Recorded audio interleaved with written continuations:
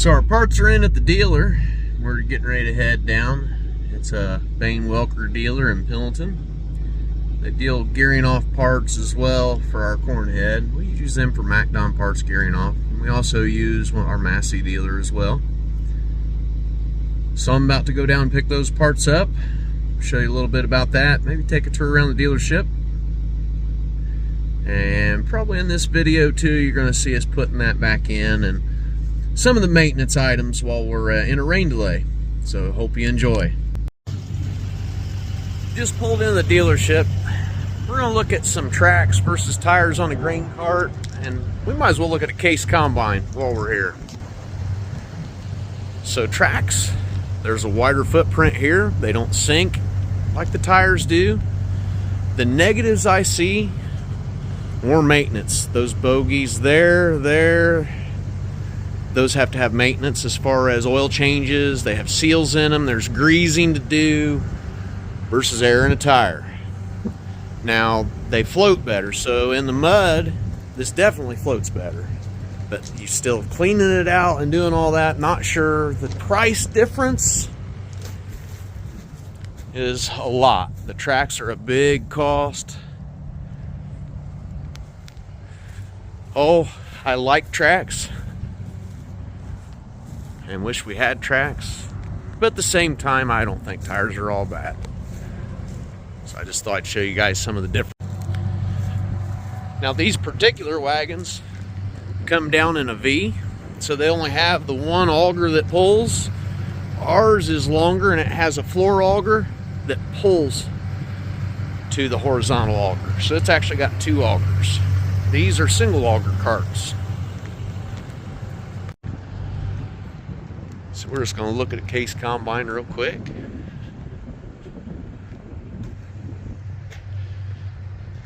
Here's one with the tracks. Now I really like the tracks as far as being able to work around them and things. Once again, there's more maintenance to the tracks. So I don't know. Maybe we'll have a track machine someday. But for now, we're on Team Tires.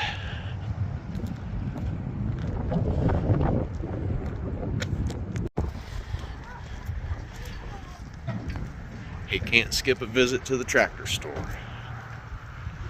You going to the toy section? Well, I'm sure we are. Wow, new white chip. New Kinze blue bandage display is kind of cool. You can go see what's in there. This touchscreen's really responsive. Huh. Cool, cool. It's cold, isn't it?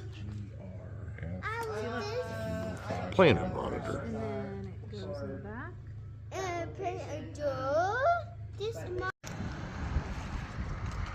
Have our auger loaded up.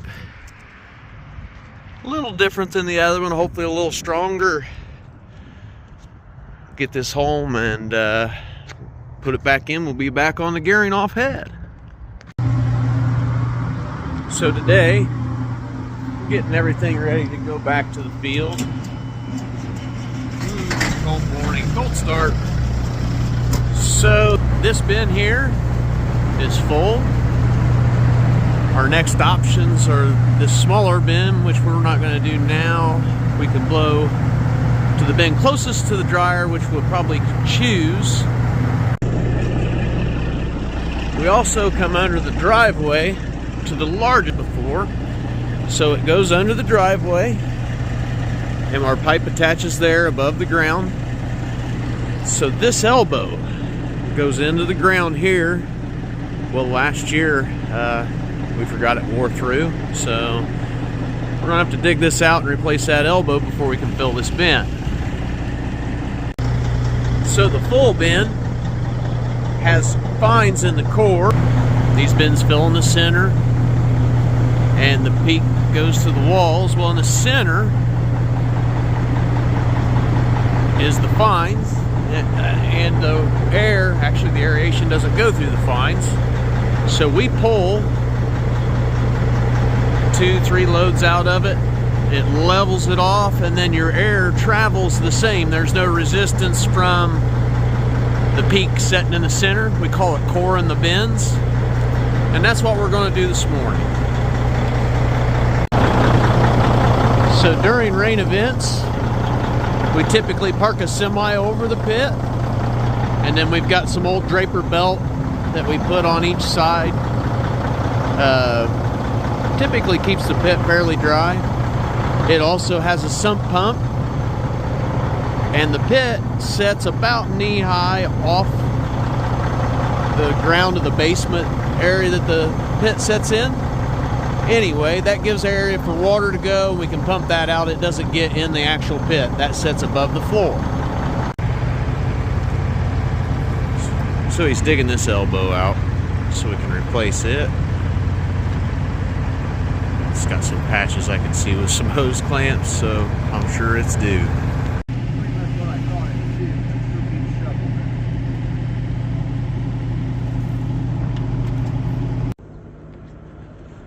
Getting ready to head back to the field with the Cornhead.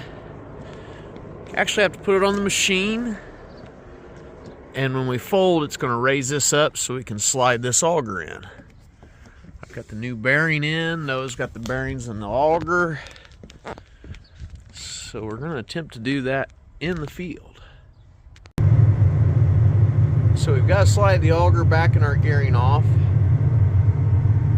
And we're putting the deer head back on the trailer. Well, hopefully everything will go well while we run our Geringhoff today. The auger should go right in. We've just got to start to fold it, and I think it'll slide right in. Okay, we got it slid in there. Picking the deer head back up. He's going to bring our trailer around. We're having trouble getting clearance. Head doesn't want to clear here on the back side, so we're going to park the truck on the other side of the road so the combine's up on the road to kind of raise the whole setup here. And can't back the trailer up, so he took it around the block. Plenty wet. You can see our tracks right here on this end row in the bean stubble. Corn stalks probably hold us up though, so we're going to be ready to go hopefully in a bit. We have to adjust our header trailer just slightly for the deer head versus the Geringhoff. Right here on the left side, that piece there, we're going to slide over just a little bit. We get that done, it sets right off just the same as the Geringhoff, so just a slight difference. These trailers are all adjustable. You can see each place makes it kind of nice. You can adjust them. So we'll do that and get this thing on there. So our deer head's off.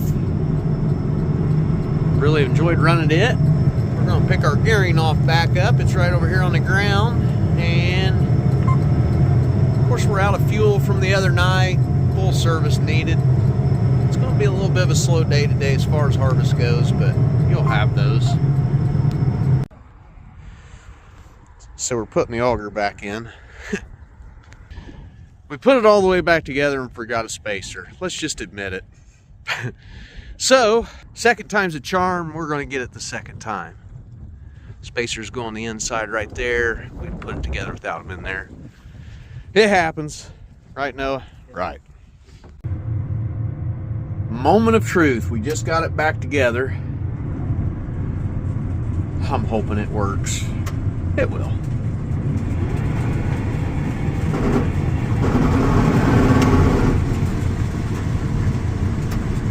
Slip the clutch once, put it right in, we're back in business.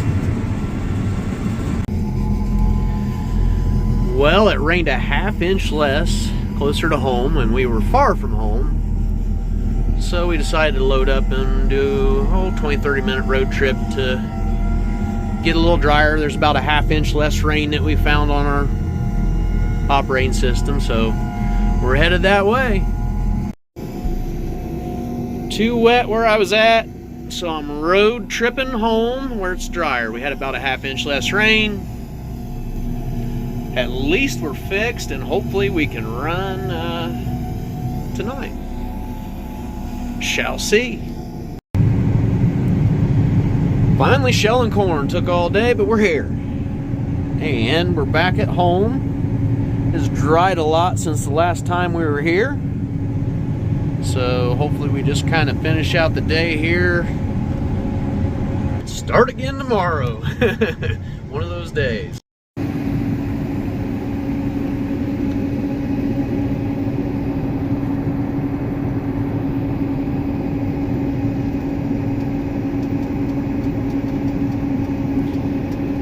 Finally shelling corn. Took all day, but we're here.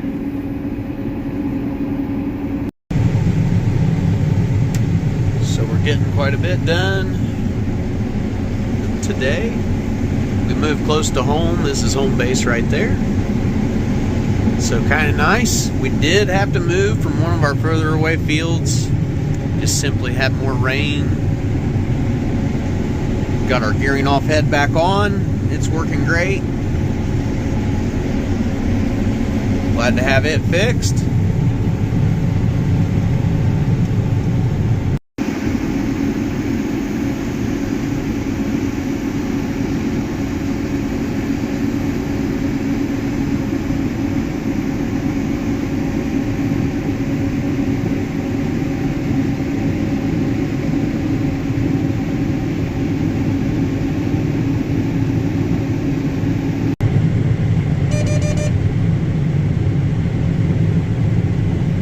Nice seeing home base right there.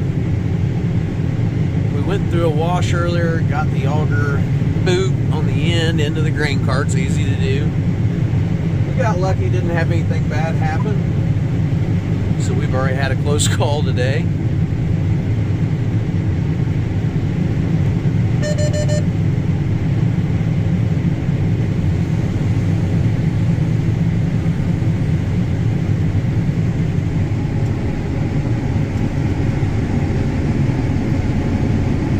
Cruising through some nice corn. Looks like we've got several days here of corn shelling weather. A little cooler, but the rain's staying away until I think we got 4 or 5 days. So we should get quite a bit done in that amount of time.